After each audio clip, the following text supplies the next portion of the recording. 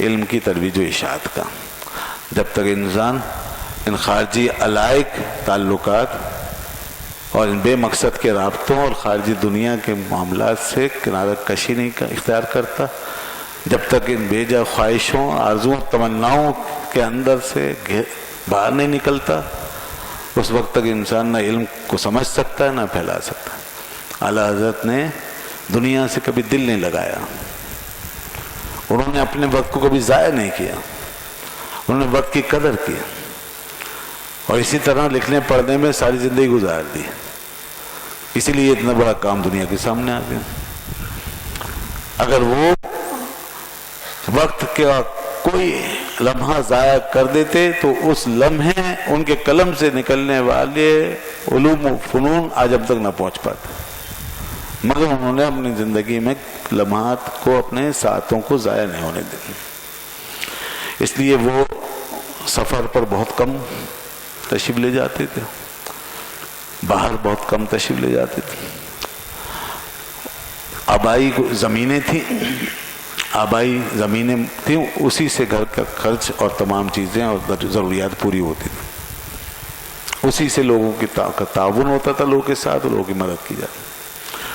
اسی کی آمدنی سے کتابیں خریدتے، منگواتے تھے، اور پورے ہندوستان سے جہاں جہاں بھی کتاب کا کوئی سراغ ملتا تھا اور ان کے پاس نہیں ہوتی تھی اس کو منگواتے، اور تمام لوگوں کی کتابیں پڑھا کرتے تھے. ان کے پیش نظر صرف کوئی خاص قسم کے لوگ نہیں رہتے تھے، بلکہ وہ ہر مکتب فکر کو اور ہر نئے پیدا ہونے والے نظریے کو، ہر نئی پیدا ہونے والی سوچ اور تھنکنگ کو، تھاٹ کو، وہ اس کو اسٹڈی کرتے تھے، اور پھر اس کے بعد اپنے ذہن رسا سے اس کا انالیسس کرتے تھے، اور اس کو جہاں جس چیز کی تائید کی ضرورت ہوتی تائید کرتے تھے. جو حق ہوتا تھا سچ ہوتا، اور جو حق اور سچ سے منحرف ہوتا تھا اس کو رد کر دیا کرتے تھے. اور کبھی بھی کسی کی تائید یا کسی کی تردید میں انہوں نے اپنے جذبات سے کام نہیں لیا. جب بھی قلم چلایا دلائل کی روشنی میں بات کو آگے بڑھایا. یہ ان کی خوبی تھی، اور دلیل کے بغیر کوئی بات نہیں کی. جس چیز کو بھی بیان کیا دلیل سے بیان کیا. ایسا شخص جو کسی علمی بات کو، کسی فکری بات کو، کسی نظریے کو بغیر دلیل کے نہ لکھنے کا قائل ہے، نہ بولنے کا قائل ہے، نہ اپنانے کا قائل ہے. بھلا بتائیے کہ اس کی ذات سے غیر علمی، غیر سنجیدہ قسم کی چیزوں کو فروغ کیسے مل سکتا ہے؟ چاہے جائے کہ کوئی یہ کہے کہ وہ بدعات اور خرافات آج جو پھیلی ہوئی ہیں کہیں، تو یہ امام احمد رضا کی کتابوں سے لوگوں نے اخذ کی ہیں. یہ کتنا بڑا الزام ہے.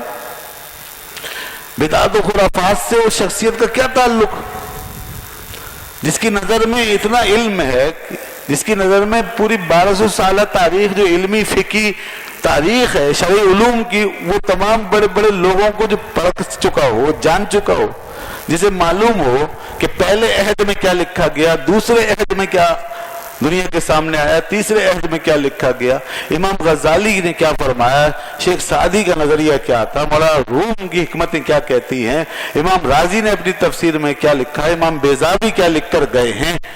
جنہیں معلوم ہو کہ یہ بڑے بڑے علماء فقہا کیا کچھ دے کر گئے ہیں دنیا کو، تو پھر وہ بھلا کیسے ہو سکتا ہے کہ وہ اپنے اس ڈسکورس سے باہر نکلے؟ کیسے ہو سکتا ہے؟ یہ سب کچھ آدمی کیوں پڑھتا ہے، اور یہ ساری علوم اور ساری معلومات کیوں جمع کرتا ہے؟ دو ہی باتیں ہوتی ہیں، یا تو اس کا رد کرتا ہے اور سب اٹھا کے پھینک دیتا ہے کہ میں کسی کو نہیں مانتا، فلاں نے یہ لکھا میں نہیں مانتا، اس نے یہ لکھا میں نہیں، یہ تو انہوں نے کیا نہیں. یا پھر اس کو اختیار کرتا ہے، اس سے استدلال کرتا ہے، اس کو دلیل بناتا ہے، اس کو بنیاد بناتا ہے اور اس چیز کو آگے بڑھاتا ہے. تو امام احمد رضا نے یہ دوسرا راستہ اختیار کیا،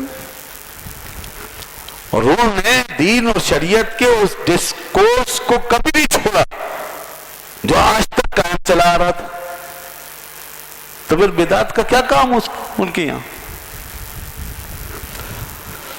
اب اگر کوئی بات ان سے منسوب ہے، انہیں لکھی ہے، منسوب کا مطلب یہ انہیں لکھی ہے، ان کی کتاب میں آئی ہے، اور جب وہ یہ کہہ رہے ہیں اور لکھ رہے ہیں اپنے فتویٰ میں، اپنی کتاب میں کہ یہ بات مجھ سے پہلے فلاں، آج سے اتنے 100 سال پہلے فلاں بزرگ نے لکھی ہے،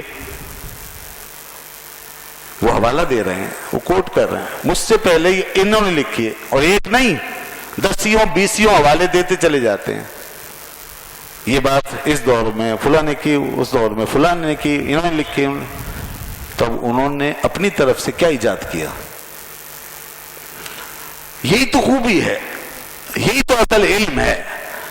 یہ علم جو ہماری میراث، یہ جو ہمارے بزرگوں کا ترکہ ہے، یہ جو ہماری لیگیسی ہے، یہ ضائع نہیں ہونے دی انہوں نے.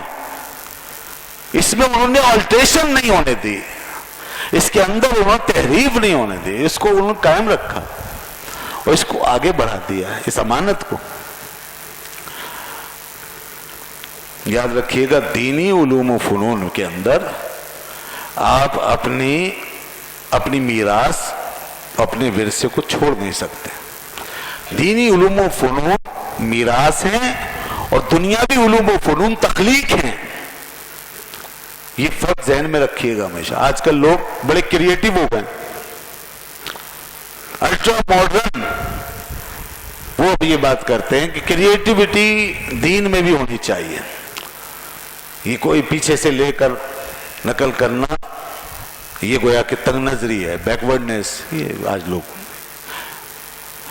یہ بیکورڈنیس نہیں ہے، یہ پیچھے سے لے کر آگے بڑھا دینا، اپنی اصل سے جڑے رہنا، یہی اللہ کی ہدایت کی یہی بنیاد ہے.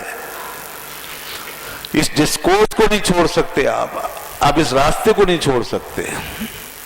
جس نے چھوڑا ہے وہ گمراہ ہوتا چلا گیا.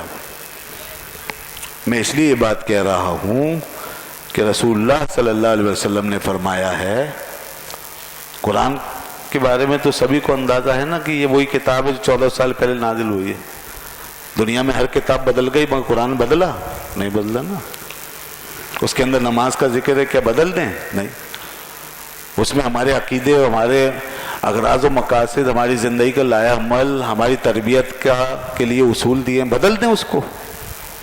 نہیں بدل سکتے نا. یہ تو ایز اٹ از رکھا جائے گا نا. اس کو جو دین اور شریعت کے دائرے میں، اس کو بدلا تو نہیں جا سکتا. اور پھر رسول اللہ صلی اللہ علیہ وسلم فرمایا کہ یاد رکھنا کہ یہ جو ہم دنیا میں تمہیں کچھ دے کر جاتے ہیں تو مال، درہم، دینار دے کے نہیں جاتے، بلکہ ہم انبیاء کرام اپنے پیچھے لوگوں کو اپنا علم دے کر جاتے ہیں.